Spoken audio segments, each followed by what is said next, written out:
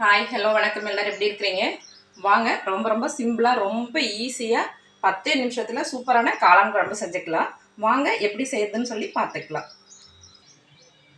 பாருங்கள், அடுப்பு ஆன் பண்ணி மண் சட்டி வச்சுருக்கிறேன். இதில் 3 ஸ்பூன் எண்ணெய் சேர்த்துக்கலாம். கடலை எண்ணெய் சேர்த்துக்கிட்டிங்கன்னா ரொம்ப நல்லாயிருக்கும். எண்ணெய் நல்லா காயட்டும். காய்ச்சோடனே 1/4 ஸ்பூனு கடுகு சேர்த்துக்கலாம். கடுகு நல்லா வெடிக்குது. கடுகு நல்லா வெடிச்சது பிறகு ஒரு 1/2 ஸ்பூனு சோம்பு சேர்த்துக்கலாம். சோம்பு சீக்கிரம் கரைஞ்சிரும், அதனால் கடுகு வெடிச்சது பிறகு சோம்பை சேர்த்துக்கோங்க. கூடவே பொடியாக நறுக்குன 2 பெரிய வெங்காயம், கருவேப்பிலை சேர்த்துக்கலாம். நம்ம சோம்பு சேர்த்து தாளிக்கும் போது வாசனை நல்லாயிருக்கும். அந்த காளான் குழம்பு ரொம்ப நல்லாயிருக்கும், கறி குழம்பாட்டம் நல்லாயிருக்கும். சேர்த்து வதக்கிக்கலாம். ஆனால் சோம்பு கறியை விடாமல் நம்ம பொறுத்து எடுத்துக்கணும். வெங்காயம் நல்லா வதங்கணும், வதங்கிட்டு இருக்கட்டும். நம்ம அதுக்குள்ளே அரைக்கிறத அரைச்சி எடுத்துக்கலாம். அரைக்கிறதுக்கு பாருங்கள், நான் 1 ஸ்பூனு பொட்டுக்கடலை சேர்த்துருக்குறேன். கூடவே 1 ஸ்பூனு சோம்பு. இந்த பொட்டுக்கடலை சேர்க்கும் போது குழம்பு கொஞ்சம் ரொம்ப திக்காக இருக்கும். ரொம்ப சேர்த்துட்டிங்கன்னா டேஸ்ட்டு கம்மியாயிரும். அப்புறம் சின்ன துண்டு இஞ்சி. நான் 2 பாக்கெட் மஷ்ரூம் எடுத்திருக்கேன், அதனால் அதுக்கு தகுந்த மாதிரி நான் இஞ்சி சேர்த்துருக்குறேன். ஒரு 10 பல் பூண்டு, சின்ன துண்டு பட்டை, 2 ஏலக்காய், சின்னதாக கடல்பாசி, 3 கிராம்பு, பாதி இந்த ஸ்டார் அனீஸு. கூடவே 1/4 கப்பு தேங்காய், 1/4 மூடி தேங்காய் துருவியை இப்படி கட் பண்ணி எடுத்துக்கோங்க. இது எல்லாத்தையும் சேர்த்து நம்ம நைஸாக அரைச்சி எடுத்துக்கலாம். பாருங்கள், நம்ம நல்லா அரைச்சி பேஸ்ட்டாக எடுத்துகிட்டு வந்தாச்சு. நல்ல இது மாதிரி நைஸாக அரைச்சி எடுத்துக்கோங்க. பாருங்கள், வெங்காயம் நல்லா வதங்கிருச்சு. இந்த அளவுக்கு நல்லா வதங்கணும். இப்போ நம்ம தக்காளி சேர்த்துக்கலாம். நான் 2 பெரிய தக்காளி கட் பண்ணி வச்சுருக்கேன், அதை சேர்த்துக்கலாம். சேர்த்து நல்லா வதக்கிக்கலாம். தக்காளி சீக்கிரம் வதங்க கொஞ்சமாக நான் கல்லுப்பு சேர்த்துக்கிறேன். இது தக்காளி வெங்காயத்துக்கு மட்டும்தான் சேர்த்துருக்குறேன். சேர்த்து நம்ம வதக்கிக்கலாம். பாருங்கள், தக்காளி நல்லா வதங்கிருச்சு. நீங்கள் இந்த ஸ்டேஜில் இஞ்சி பூண்டு சேர்க்குறதுனா சேர்த்துக்கலாம். நான் இஞ்சி பூண்டெல்லாம் சேர்த்து இப்போ இதிலையே தேங்காய் கூடவே அரைச்சிப்பேன். அது சீக்கிரமே செஞ்சிடலாம். இப்போ இது நல்லா வதங்கிருச்சு. நம்ம அடுப்பு சிம்மில் வச்சுட்டு மசாலா சேர்த்துக்கலாம். 1/4 ஸ்பூனு மஞ்சத்தூள், 1 ஸ்பூனு மல்லித்தூள், 1/2 ஸ்பூனு தனி மிளகாத்தூள், 1 ஸ்பூனு குழம்பு மிளகாத்தூள் சேர்த்துக்கிறேன். நீங்கள் குழம்பு மிளகாத்தூள் இல்லாட்டியும் மல்லித்தூளும் கொஞ்சம் மிளகாத்தூளும் சேர்த்துக்கிட்டிங்கன்னா கரெக்டாக இருக்கும். எல்லாம் சேர்த்து நல்லா கலந்துக்கலாம். மசாலா கரிஞ்சக்கூடாது, அடுப்பை சிம்மில் வச்சுக்கணும். ரொம்ப வதங்கணுங்கிறது கிடையாது, ஒரு பெரட்டி எடுத்துக்கலாம். பாருங்கள், இந்த அளவுக்கு வதங்கினா போதும். இப்போ நம்ம மஷ்ரூம் சேர்த்துக்கலாம்.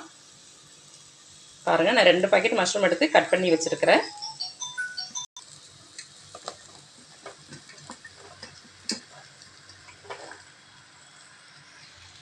சேர்த்து நம்ம கலந்துக்கலாம். உங்களுக்கே தெரியும், சீக்கிரமே மஷ்ரூம் வெந்துடும். கொஞ்சம் தண்ணி விடும், அதுக்கு தகுந்த மாதிரி பார்த்து நீங்கள் தண்ணியெல்லாம் வச்சுக்கணும். லேசாக நம்ம வதக்கிக்கலாம், ஒரு பெரட்டிக்கலாம்.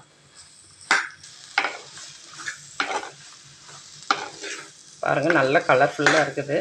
இந்த குழம்பு மிளகாத்தூள் காரக்குழம்பு, கறி குழம்பு, சாம்பார்லேருந்து எல்லாத்துக்கும் ஒரே மசாலா தான், ரொம்ப நல்லாயிருக்கும் அது எல்லாத்துக்குமே.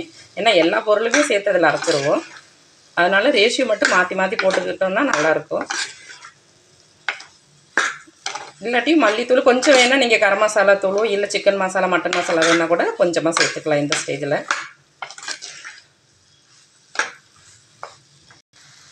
ஒரு 2 நிமிஷம் நல்ல ஒரு பெரட்டி வதக்கி விட்டுட்டு நம்ம தண்ணி சேர்த்துக்கலாம்.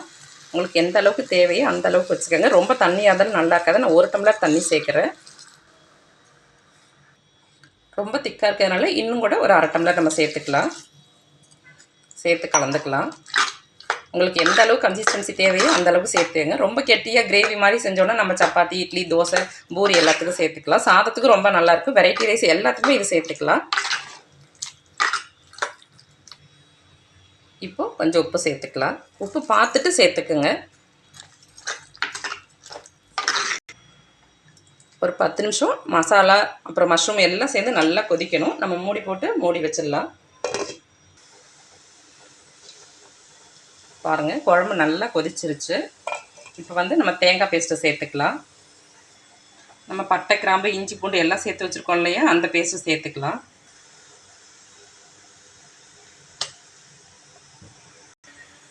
கூடவே கொஞ்சமாக தண்ணியும் சேர்த்துக்கலாம்.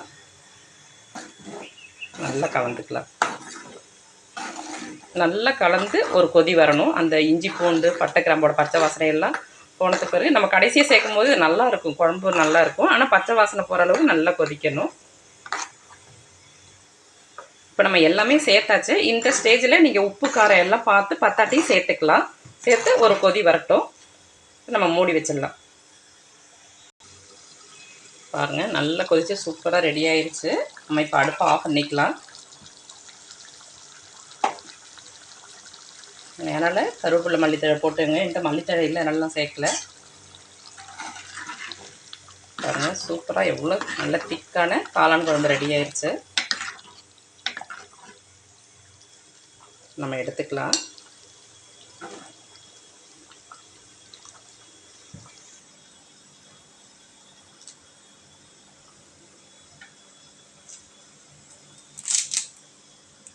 பாருங்கள், சுட சுட சூப்பரான காளான் குழம்பு ரெடி ஆச்சு. நீங்களும் இது மாதிரி செஞ்சு சாப்பிட்டு ஆரோக்கியமாக இருங்க. Okay, bye, thank you.